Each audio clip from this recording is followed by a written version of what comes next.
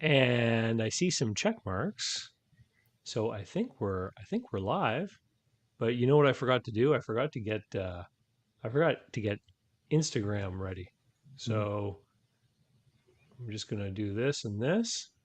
And now we're gonna get started. People are already showing up. Here we go. I'm David C. Barnett, and you're tuned in to Small Business and Deal Making, the podcast, YouTube channel, and blog where I talk about buying, selling, financing, and managing small and medium sized businesses while controlling risk. So, if you're looking to take control of your future through buying a business one day, or if you already own a business and you're looking to grow or exit, you've come to the right place. I talk about interesting things, I talk to interesting people, and I answer your questions every week right here. So, be sure to hit like and be sure to hit subscribe, and let's get to it. Are you thinking of growing your business or beginning a journey into entrepreneurship? Take a shortcut to success by buying an existing and profitable business the right way. Visit businessbuyeradvantage.com and learn more about my online training, group coaching, and consulting services designed to help you win. All right. So I guess I just learned that you can't change the Instagram stream key after you've already started. So another reason why people may want to just give up on that Instagram platform. And yeah. Anyway, how are you today with Fletcher? I'm great. Thanks for having me, David. Um, Today we're talking disc assessments, and we're talking about evaluating or learning about people, particularly in a hiring scenario. And I had a great bit of experience using your product just a few months ago because I was going through this process and I wanted to kind of, I don't know, X-ray people's personalities. Is that a fair Yeah. way to say it? Yeah. It's great. That's a great analogy. Yeah. Okay. So let's get things started by introducing you. What you want to give us an idea of your background, Yeah. Fletcher, and how you came to be involved in the field of hiring people and doing these types of Yeah. analysis to make sure people fit. Yeah. Yeah. So my father was a management consultant, a business coach. And he coached executives, and he pretty early in that he developed a series of behavioral based assessments based on the DISC principality, the four quadrants of personalities, right? And that was like in the late 80s, early 90s. So for those of us that old, remember, we didn't have the technology we did back then. People were faxing us people's answers. I was grading them on Excel. I was faxing them back as a little kid, and that's what they did as a big piece of it. And early on, executives said, "Hey, these are great. They're used really as a coaching tool, as a way to X-ray themselves, right?" And anybody who's taken a personality assessment maybe has had that experience, right? They've X-rayed themselves. They've looked at the results. They've reflected on what those mean, and then a lot of executives back then, really began saying, "Well, geez, why aren't we doing this in our hiring process?" And Okay. that So was it started off as like a assessment. self-analysis kind of thing. Yeah, yeah, and Okay. it's a big space for assessments and personality assessments today, right? Myers Briggs, Colby, DISC. If you use Wiley's DISC product, or for four colors, Enneagram. I mean, they're all over the place, right? And a lot of those are built and designed for X-raying yourself and self-reflection and self-discovery. But obviously, that's pretty interesting. It was an interesting concept back then. Like, can I use this in hiring, right? So I have a lot of questions, but we've got people piling in, and there's a few comments here I want to share. Harry says hello, David and Fletcher. Hey Harry, good to see you. Thanks for joining us live.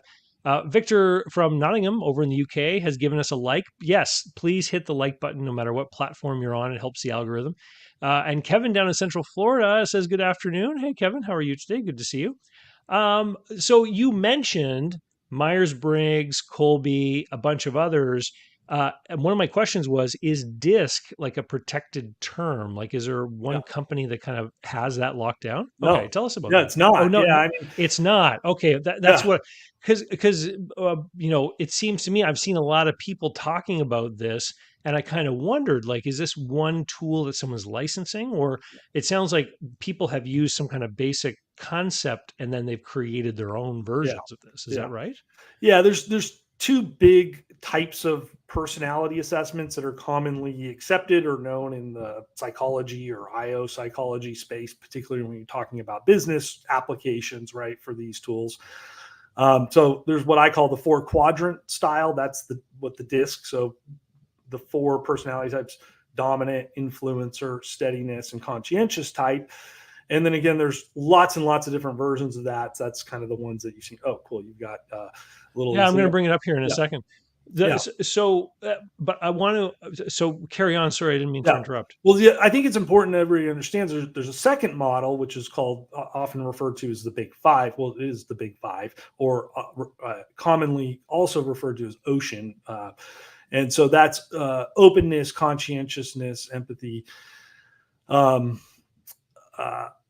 neuroticism, and I'm forgetting the fifth one now, but okay. off the bat. But the 4-quadrant model is really a yin and yang model. So D's are opposite of S's, and so it really puts you in a box where the Big Five doesn't really yin and yang you that way. You can be high in all areas, or low in all areas, or medium in all areas. So it's a little more flexible, but they're very closely related, to say the least. Okay, and so DISC is an abbreviation, yep. And what do the 4 things stand for? Yeah, dominant, influence, steadiness, and conscientiousness. So those are the 4 big personality types, and so then you can be 2 of those oftentimes. Okay. So you can be like a DI or an IS. So a lot of times people have a blend. Now we're all snowflakes. We all have these attributes in us to some degree or another, right? The question is, to what degree of intensity are they? Are they of low intensity to us, or high, or medium, or some mix and match, right? There's, different variations of that. And do you also demonstrate multiple, behavioral types? That DI type, for example, would be a common one. But and so and between them, there's kind of a crosshairs of these other words that I've noticed that people use to describe people. So between conscientiousness and steadiness is kind of like this introversion line. Is the idea that between those 2 factors, it kind of assesses how introverted or extroverted you might be? Steadiness people and conscientious people tend to be more introverted, and so if you're like squarely in between the 2 of those, it's you probably have a high degree of introversion, or a moderately high degree of introversion. Exactly right. DIs are very extroverted.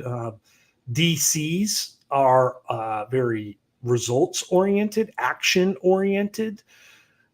SIs, so steadiness and influencers, are very relationship oriented. So if you're a pure D, you are extroverted and action/results oriented. Okay. And so how repeatable are the results from these kinds of tests? Because one of the concerns I think that some people would have in using any kind of analysis tool like this is that somebody might be trying to like game it when they're doing it, trying to predict an outcome that might help them or something. Yeah, and I think that's where there's kind of a common misunderstanding when these are applied in the hiring process. So most of the tools that you see out there, and all the ones I named, are not typically built for use in the hiring process, because they are so reliant on self-report. And so one of the things that my father, uncovered very early on, right, was that, when he used this to coach his leaders, they were very truthful and forthcoming, and the results were extremely reliable because, I had nothing to gain except for self-discovery, right? Like, I'm going to just be brutally honest when I answer these questions, right? Now, when you have somebody in the hiring realm, like they are looking to get a job. There is an outcome. There is a potential consequence of how they answer these questions.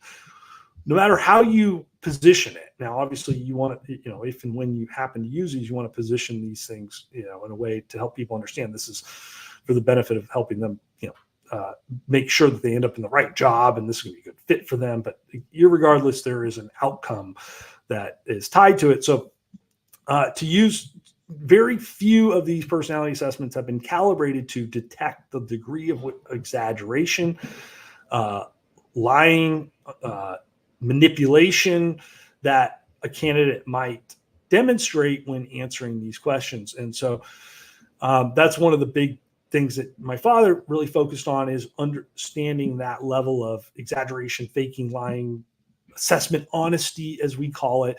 And we detect that, and typically you have to just throw the results out, right? Now, an interesting thing we find is people who do that. So are you saying there's certain things in there, certain like sort of test questions where if the answers go a certain way, that the result maybe is invalid for that applicant? Yeah, exactly. Right. Okay. So if I ask you, would you prefer to do accounting work over sales work?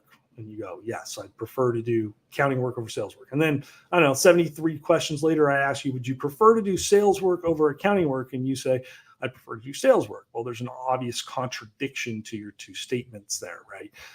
Okay. So, and then there's just some flat out, like, consistency checks, right? Like, the sky is blue. Yes, sky is blue. Sky is blue. No. All right. Wait a second.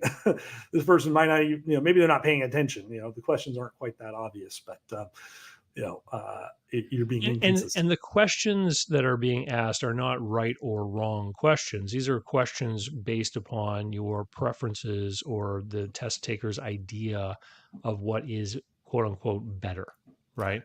And so you're trying to sort them out. Better, right? It's about their preferences. So personality is all about somebody's preferences or inclinations towards a certain type of behavior or activity related to a behavior.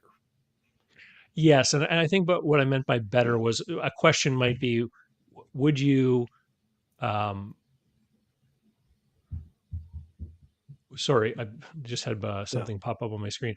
A question might be, what is better, to be 5 minutes late for a meeting or to, to 5 minutes early or to, I don't know.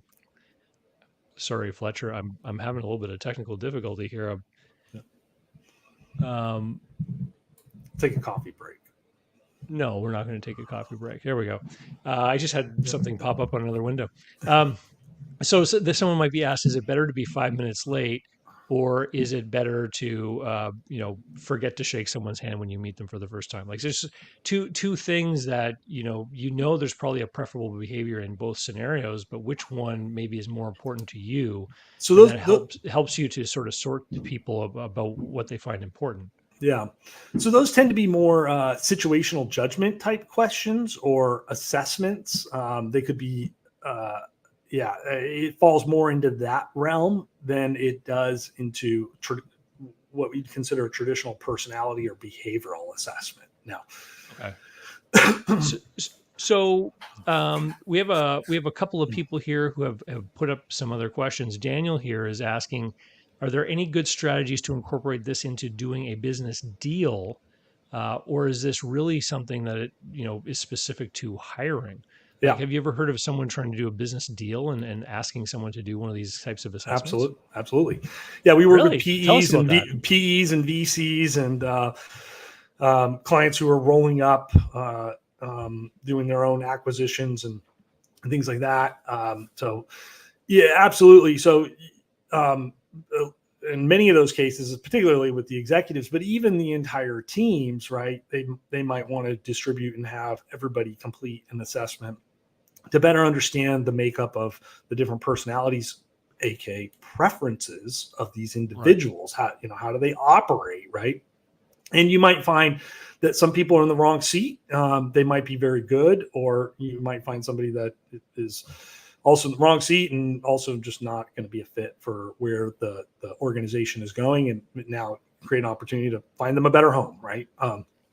That kind of thing. Or at an executive level, for sure, right? If you're going to be acquiring a business and you're going to be keeping on some key executives, then you want to understand what kinds of activities they're going to get the most energy from, for example, right? So that we can either try to minimize or compensate for the areas that are going to be their energy vampires, for example, right? Okay. So So I think we should take a look at one. And so it popped up here earlier. I'm going to share this for us. So this is the output, and it is kind of small. So if anyone's watching on a phone or something, at the very top it's conscientiousness, and the bottom is influence, and on the very left hand side is steadiness, and on the right hand side is dominance. Yep. And so this is the kind of it's sort of it's a polar graph, I guess, between these four characteristics or poles that are sticking out from the center. So can you describe how one would read this? Yeah. So we're all snowflakes. That's why it ends up like a graph, like kind of like a snowflake, I like to call it in a way, right? Everybody's is unique. There's no like, very seldom do people, are they identical, right? If ever, right?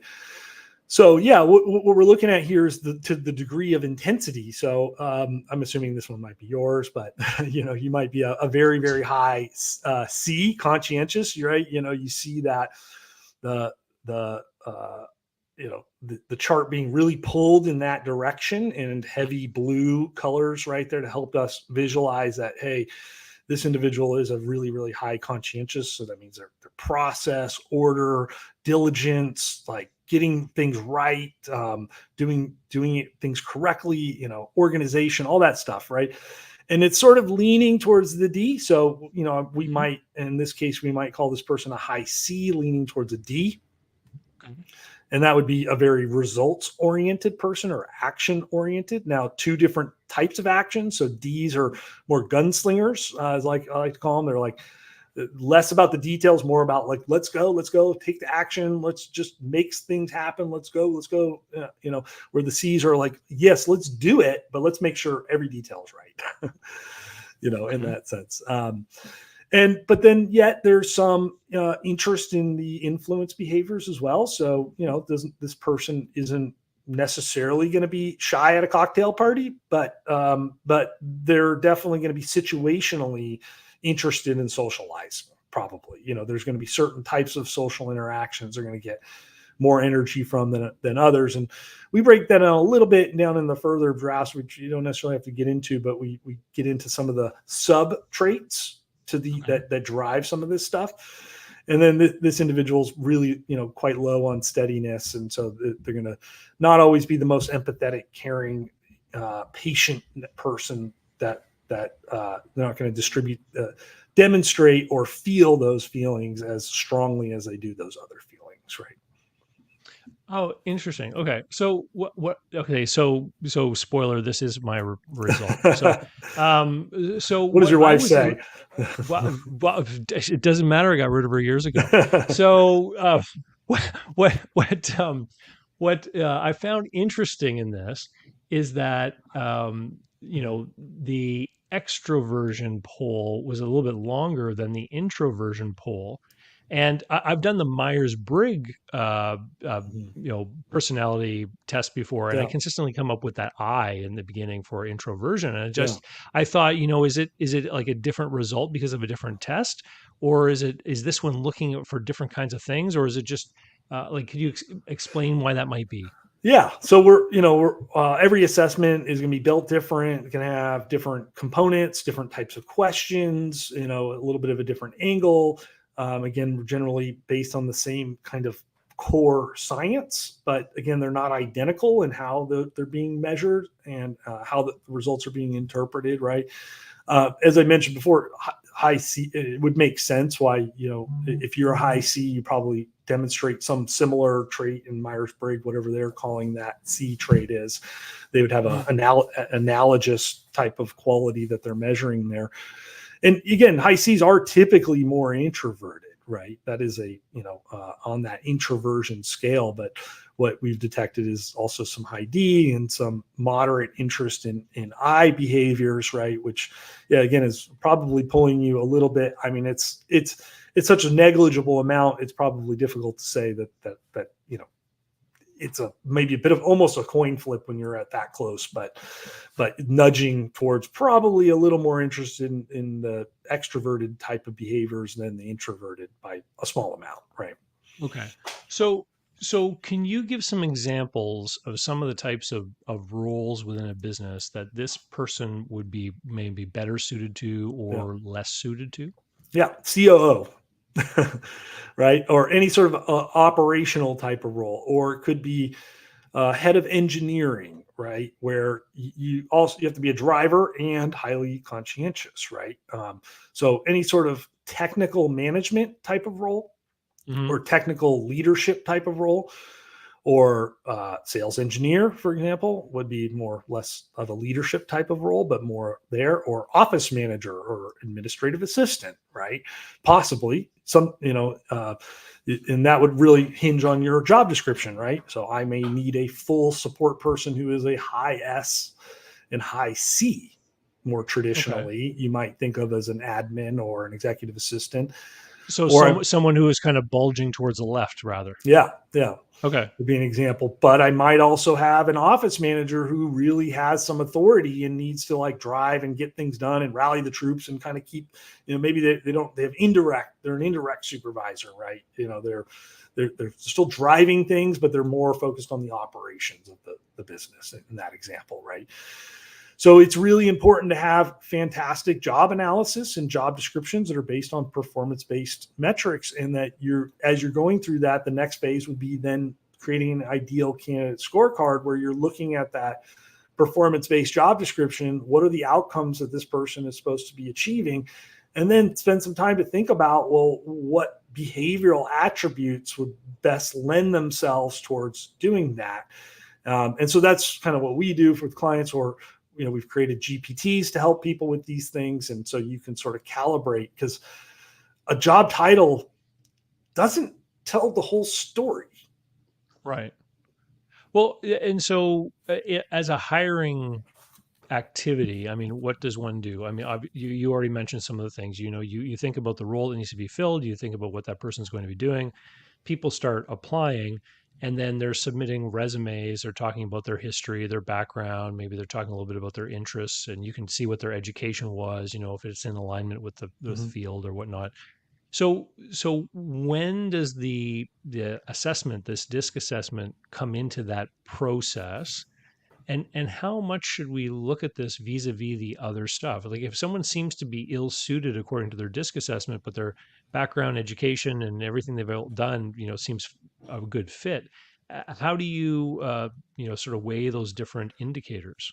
Yeah. So there are a handful of best predicting type of attributes, and none of them are one for one, right? So nothing we do in the hiring process is a complete silver bullet, in other words, right? Right. When you think about statistical or scientific correlation to, like, if I measure this, then I will be guaranteed this outcome, right? So assessments are a piece of that, and they'll have a relationship to predicting that. They're ultimately a better predictor of poor performance than they are of great performance, but they are a component of great performance, right? So if I put a high C into really traditional outbound sales, for example, they're probably not going to like it, right? And they're probably not Okay. going to like picking up the phone, making cold calls, going to networking events and socializing with people and kissing babies and shaking hands and doing all those types of things. So it's going to take a lot of energy from them to do that activity. Doesn't mean they cannot, right? I mean, we're all capable of doing lots of things, right? Doesn't mean that they're not able to do it. It just means it's going to be an energy vampire for them. Well, guess what most likely will now happen if they're put into that job? They're going to burn out. Right. They're going to get tired of it after a while. Yeah. Yeah. Okay. And So when you get tired of things, what do? You don't do them as well, right? The outbound salesperson, what would their graph look more like? They're traditionally a hunter, all around professional sales tends to be a high I leaning towards a D, or D with a very high I attributes. So not quite like yours. Okay. Like, again, I'd put you more like, if we were talking sales, you'd be a decent sales profile for a sales engineer, right? So you have some extroversion to you where you're like, okay, I'll do it, but in small doses and in the right, where I get to talk about things that are technical and detailed, right? Well, what's interesting is when you're saying this is because I've had a lot of really successful sales careers, but as you are discussing it, I'm seeing how I fit into those roles. Because when I was with the Yellow Pages, what I would do is I would go into every meeting like a strategic consultation on the business. Super And prepared. well, I would be asking them what their goals were and stuff. And if they said, things that I knew didn't lend my medium to them, I would say, well, I don't think I can help you. Like, I don't think you should buy this.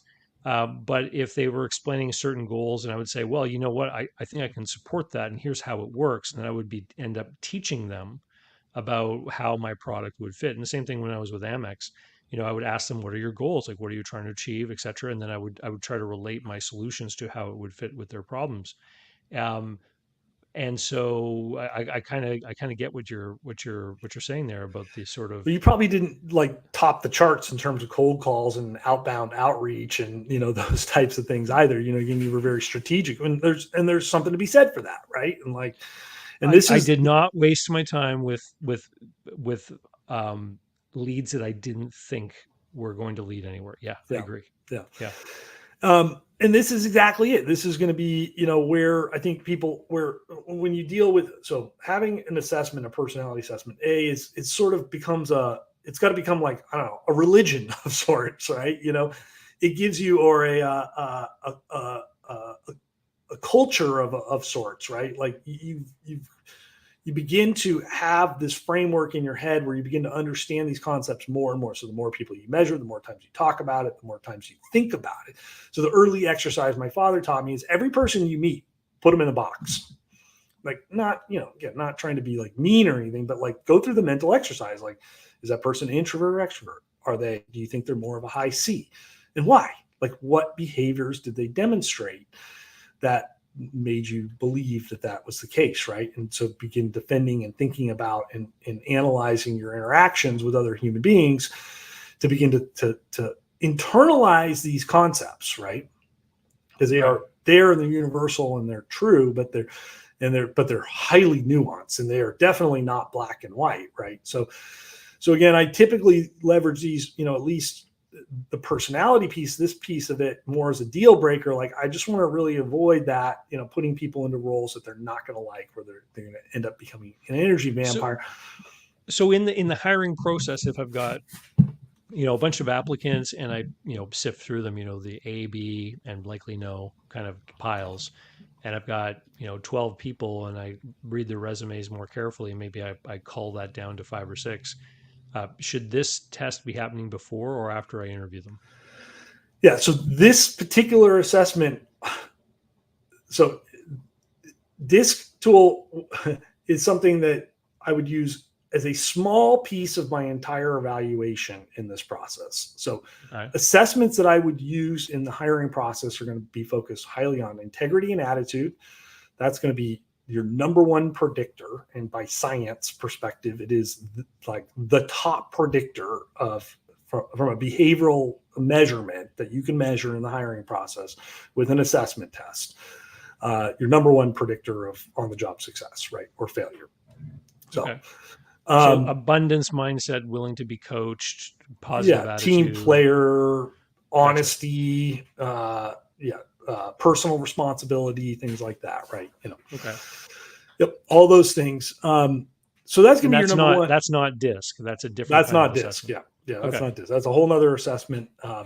So typically, our behavioral assessments have an integrity and attitude piece, that being the most predictive piece. The DISC component of that being sort of a more of an informational, helpful type of tool. Could be a bit of a deal breaker, but not necessarily a decision-making piece, and more of a post-hire component. And then really there is, situational judgment, work-related, so skill-based assessments or core aptitude assessments. So general mental ability is the general category, but that's like cognitive ability type testing. So IQ testing, these are all be analogous or in the same family of topics I'm talking about here. Those are considered to be the most predictive from an aptitude perspective, right? And that's a general aptitude, right? Somebody who scores really high on an IQ test, well, that means they have a great general aptitude for understanding things, figuring things out, problem solving, general intelligence, right? So that's the second piece. So those two tend to be the most important, and so those are the two things I want to measure. The third one would be anything that's very job specific. So, skill-based tests. Here's a sales test, or here is an administrative test, or here is a Microsoft Office test, or here is a test that I created that's specifically for social media marketing, right? Or for accounting, right? So these would be more job knowledge tests, right? And these are also up there in the top 6 most predictive things that you can do. Now, so I like to combine those 3 mostly. Well, you talked about, people's proclivity to exaggerate during a hiring process. And then I've also seen statistics that talk about, the percentage of resumes that contain things that are not quite true. Right. And so are you saying that like some kind of performance test to actually demonstrate some key bits of knowledge is key in a lot of hiring processes to actually make people walk the walk a little bit and show that they really do know these things? Yeah, absolutely. And again, it depends on the role. If I'm more entry level, I'm looking for more general aptitudes like people skills and cognitive ability. It may not be very super hyper job specific, but the higher up I go, that food chain or that level of role where I need a hyper specific set of skill sets. So attorneys are notorious for this. They always do like writing samples, right? Because they write a lot, they have to read, synthesize information, and then put back a memo or create something for the courts or for contract, right? So so you want something super hyper specific in that sense, and those are going to be your top 3 most predictive assessments. Now in that case, I want those assessments done as early in the hiring process as possible, because I can make hard science-based decisions based on whether I should spend any more time with this person. Now that's said with a big giant asterisk. So depending on the type of hire, the role, when it's appropriate to do that. Again, I'm hiring a high-level executive that I'm headhunted from somebody else. I might not be doing this till the later stages of the process, and that is the earliest place in the process that I can reasonably get this candidate to complete this assessment. That's appropriate. Because you're trying to sell them, right? You're trying to convince them to come over to your side. It's a little bit different than if somebody's unemployed looking for work or something. They might be more open to complying to your process that you've laid out. You mentioned you worked at the Yellow Pages, right? You guys hired a ton of entry level, fresh out of college kids who are working to break their way into a sales career, right? And so them, like, I might not even talk to anybody until they take the assessment. They apply. I immediately ask them to comply with this task, and only the people who pass do I even move on to a very first introductory. Or in a tight labor market, I might do an introductory engagement call, discovery call with that candidate, learn a little bit about them, sell us a little bit, introduce what the next steps are. One of those being a series of assessments that I might ask them to complete. And then if we decide to move forward from there, it's these other steps, right? I remember I once, when I was fresh out of college, I once applied for a job to work in a subsidiary of an airline. Yeah. And one of the tests was to use numbers to put city names on a world map. Yeah. And so you had to link them and all of that. Yeah. And I didn't get hired. And later I didn't even get any further in the process. And then later on, someone who worked there, I talked with them about it, and they said, like, if you get 100% on some of those tests, they just throw you out because they know you're likely overqualified. You're too good. You'll get bored. Well, you being a high C, you probably did pretty well at that. So anyway. So this is really cool. So let me ask you this: a lot of this work for the DISC assessment that you're using is based upon your father's research, and so how has it evolved over the course of the last little while? Has new information caused you to update or change this as time has gone on? Yeah. So in general, with hiring assessments, we're always collecting feedback on how people who have been assessed in the hiring process and how they've worked out on the job. Typically, we're looking at 2 big buckets of areas, like 1, effectiveness, how good are they at doing their job? And 2 is how much of a team player is their attitude and integrity, strong, right?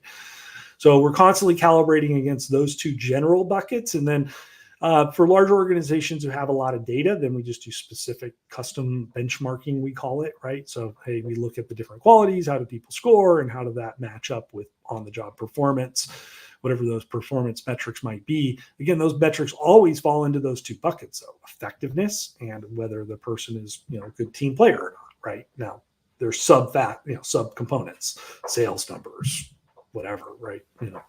So this kind of reminds me of almost like credit scores. Like there's the, Equifax or whatever has a credit score system, but then a lot of the banks who might be their clients might refine their own particular algorithm over the course of time based on their own feedback and experience with accounts. So you're saying you kind of do the same thing with some of your clients. Yeah. So we start general. We have a universal population of data that we've collected across job buckets, that are going to be somewhat specific, but they're not going to necessarily be hyper specific to Yellow Pages, for example. Like it's going to be similar types of salespeople. And that's how we generally create these universal benchmarks, which makes these assessments very accessible to SMB, right? Because they don't have the populations to benchmark lots and lots of people.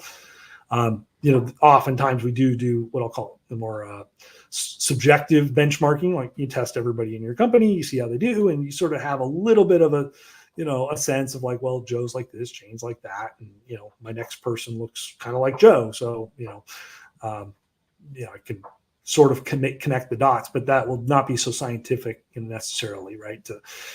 Well, I mean, the reason why I invited you on today was because I've been involved a lot with a lot of small businesses. And of course, one of the things that you have in small businesses is a lower headcount, right? And so each hire, I think, is actually more important in a small business than it would be in a large enterprise, because a large enterprise is better able to stomach the cost of hiring the wrong person and eventually cycling that person out and replacing them than a small business. And in a small business, it's far more likely that a person that you hire is going to end up being the owner of certain processes or things going on in the business. And again, if you don't hire the right person, then those are going to become bottlenecks or failed links in a chain, right? Yeah, huge opportunity cost. Yeah, the costs of the wrong person or the costs of the person who's going to fumble the ball tend to be much higher, I think, in the world of small business. I mean, I've worked with small business people who have they say, I want to grow by doing this. In order to do this, I'm going to need this other person. And if I'm going to have to pay that person, $60,000 a year, well, first of all, I want to save up a little bit of money so that I know I can afford their salary. And then I'm going to hire that person. And then within a few months, they need to be productive and adding to the efficiency of the operation, increasing capacity, et cetera. Or else long term, we're not going to be able to afford them. It's going to become an anchor rather than a sale. Yeah. And so if you hire the wrong person, you could end up throwing, a 6 or 8 month wrench into your operation. That's just going to be this big kerclunk time delay kind of thing. I'm sure you know this. Do you know what the stats are on hiring the wrong person, like as far as costs? I know. It's crazy. I mean, we work predominantly with SMB, right? So that's our all our customers are in that space. And so we think about this problem all the time, right? But the costs, in my opinion, are $1 million. Of getting it wrong. Yeah, that's it. Okay. It's $1 million every time you get it wrong. So if you think about it in those terms, it's going to create the impetus to try to get it right. Yeah. And you think about it, right? You hire a salesperson, you give them $250,000 a year, quota. And if they're successful and they stay with you for 4 or 5 or 10 years, you just made a lot of money. That's a huge ROI on your investment, right? But I use that number to get people thinking, like, well, how do you get to that number, right? And okay, the reality is it may not always be $1 million mistake, but it is always a tens of thousands to hundreds of $1,000s a year mistake, and it's opportunity cost. I hired this salesperson, I gave him $250,000 a year quota. I needed him to produce that, right? And I paid him $50,000 a year, round math. He sticks around for 6 months.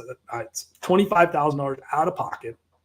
He doesn't really ever come close to hitting his quota. He generates, $50,000. He's a 20% of goal. He's only going to be maybe 40% of goal. So I've lost, $150,000 in productivity. I'm out a bunch of cash because I'm not actually all that profitable on that $100,000 of stuff that he sold, because I needed him to sell more to be profitable. And then I have not replaced him yet. So now 6 months later, the person is gone. It takes me another 3 to 6 months to find another person. So I'm still not generating the revenue that I needed to generate. And I'm going through additional time and effort and things like that. And then finally I get another person on board. And 6 months later, if I'm lucky, they're up to full capacity and they're hitting their goals. Or I'm unlucky. Again, now this is a year and a half. This is, all that just starts adding up.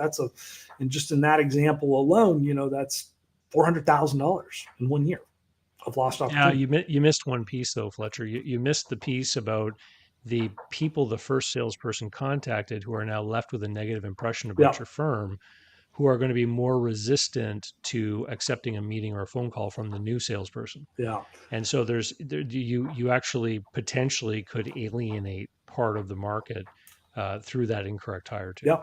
And or that's your have internal lasting costs. Or even worse, your internal team. So I hired Joe as a salesperson. Not only was he a poor performer, but he was a big jerk. And now my operations person is so fed up and lost trust in me as a leader in making these decisions. And the fact that I was sort of blind to that for a period of time is sort of, disengaged in being my operations manager and phoning it in, and now on the job market, and now found another job, and now has left my organization, and they were an A player. And then, me, as a leader, I spent a month thinking about firing this, new salesperson, sleepless nights and emotional wear and tear that I have to go through to get to the point where I even just terminate this person, even though I know I should have 3 months ago, or however long it takes for me to emotionally get to that conclusion. Right. Was it hire slow, fire fast? Yeah. That expression. Yeah. We got a great question here from Victor, and we're going to zoom out and put it on the screen here. How does the DISC assessment take account of or allow for people changing and growing in terms of acquiring new skills and new ways of behaving? So I guess the other way to put this is does a tiger ever change its stripes? Like, do people evolve, and would their result change over time? Yeah, it's very rare that people's personality types. In fact, your personality is sort of ingrained in you, really based on your DNA. So does it fluctuate? Is it situationally a little bit different sometimes? Sure, but in large part, you don't flip from a D to an S all of a sudden, right? So because again, that's something you're pretty well hardwired with based on your DNA, right? And if anybody has children who are a little bit older now, you start looking at them when they were little and how they behave, and you might have used words like, very introverted or shy, or very outgoing and gregarious, right? And now you look at them as a young adult or a teenager. Generally, most of the time, those two stories line up quite well. Right. Or sometimes things happen early in life and that there is a light switch, but that's when those things happen, right? Is in the early stages of your existence. And by the time, as a teenager, it's very rare for somebody, okay, well, that person's an outgoing, gregarious, extroverted person. When they're 70, they still are, now the interesting part of that question is skill or emotional intelligence development, wisdom, life experience, all of those things can help us harness or control or leverage our natural preferences and how we operate, so become maybe more toned down, right? Okay. So as I was looking at the graph we shared earlier on the screen, and I was noticing like the relationship oriented and steadiness kind of numbers are quite low. And then I realized, relationship oriented is quite low. And then I remembered that I made a joke earlier about being divorced. And I was kind of reflecting on that. And I was thinking, can people become better able to act in the world if they learn these things and understand where their weaknesses are? And I think that's where you're headed, right? Yes, exactly. Okay. Yeah. So it maybe, yours might go up or down a little bit. And again, small changes, don't mean a lot really, ultimately, in terms of exhibited behaviors, but that self-awareness can help you say, hey, I know that I don't have a lot of empathy, so I need to work extra hard when I'm working with people that I care or that I manage to, try to make that effort to better understand them and to demonstrate that I care about them, and, make that extra effort and that awareness. Or as a leader, if I'm a high D, then, have a high C on your team to help complement your natural strengths. You're a great visionary, but you needed this high C to help you execute correctly your vision, right? So it's finding, and surrounding yourself around complementary personalities or behavioral types, right? To offset. But the awareness is huge. Like, you've got to have the awareness to either make that decision or to try to compensate for the places where you're naturally less inclined or have less preference, therefore often referred to as weak at or not good at, which, again, I don't like those terms because it's more of a manifestation of your preferences that cause that, not reality. Okay.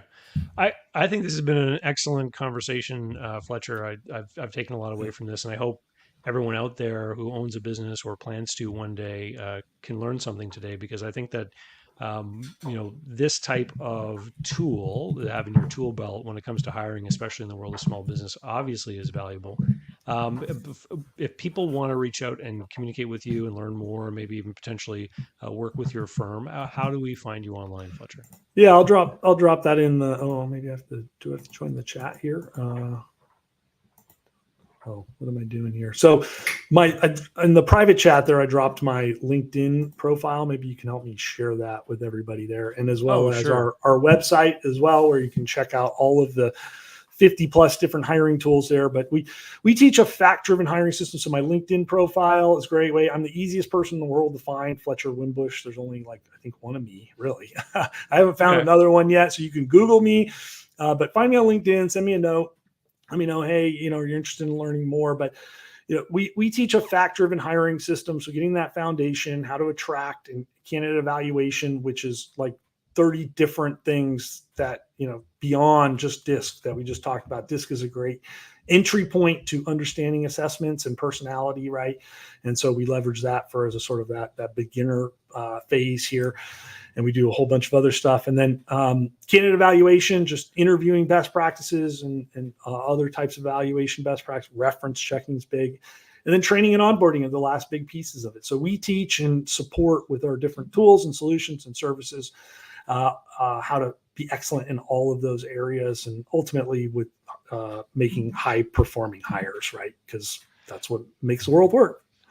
So I've been trying to show this on the screen for people that are listening on the audio, and it keeps showing up in a weird format. Regardless, I'm going to put these links in the show notes. So awesome. after the broadcast, if you want to find Fletcher, it'll be in the notes underneath in YouTube as well as the audio feed. But this is great. I want to say thank you so much for joining us. Likewise. And I think I can speak for everyone and just say a big thank you, and looking forward to the next time we can chat again. Yeah, thanks for having me. All right. I'm going to wrap this up, and I'm going to play the end here. Fletcher, just hang on there for a second. Okay. And for everyone else, thanks for joining us. Don't forget to hit like, share it to someone who you think may be able to use this. And please leave comments, questions, etc. on the channel. It's the way that I find content and topics to talk about, and lets me know when people reach out to be guests on the show that they might be of interest to all of you. And so we'll see you later. Ciao. So, how can you learn more about buying, selling, financing, and managing small and medium-sized businesses?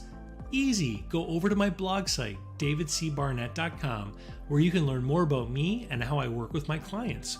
You can learn more about my books and courses that I prepared for you. You can find out how to subscribe to my email list, the YouTube playlists, and more.